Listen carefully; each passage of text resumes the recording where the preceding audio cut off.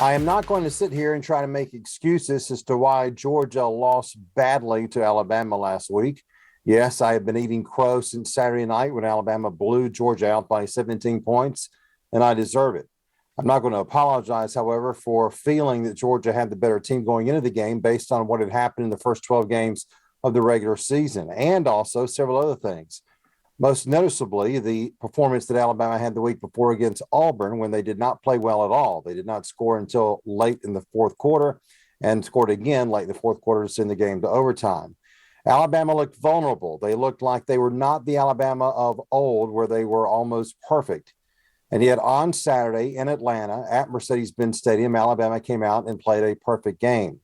It's been interesting to hear Alabama fans say over the last couple of days that, well, where's that game been? They haven't really played that well all season long. And yet Georgia fans have said exactly the same thing. Where has that game been this year? They have not played that poorly all year long.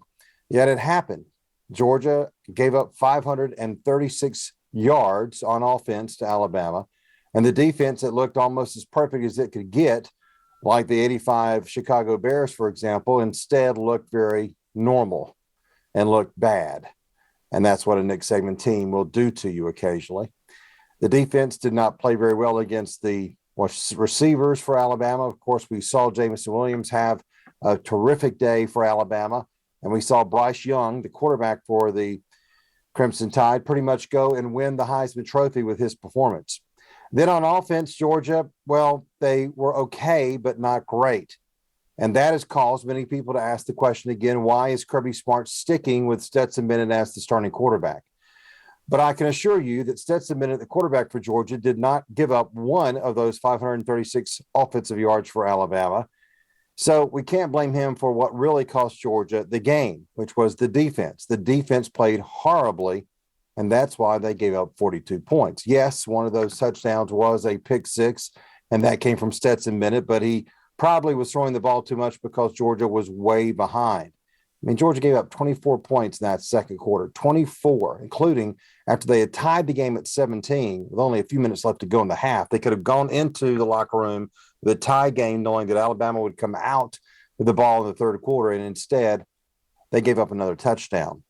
It just was not Georgia's defense's day, and that's an understatement. So now Georgia must rebound. They must do what they did in 2017 when they got the dog crap beat out of them at Auburn, and then came back a few weeks later and did that same thing to Auburn in the SEC championship. That was Gus Malzahn's words, not mine. They got to do it again, except they first got to beat Michigan, a very good team in the Orange Bowl, and then hope if they get past the Wolverines, they can have another shot at Nick Saban.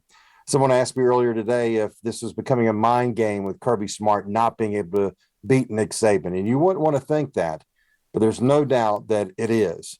And that's not going to change until Georgia eventually beats Alabama. And after last week's performance, I'm not sure that it's going to be this year.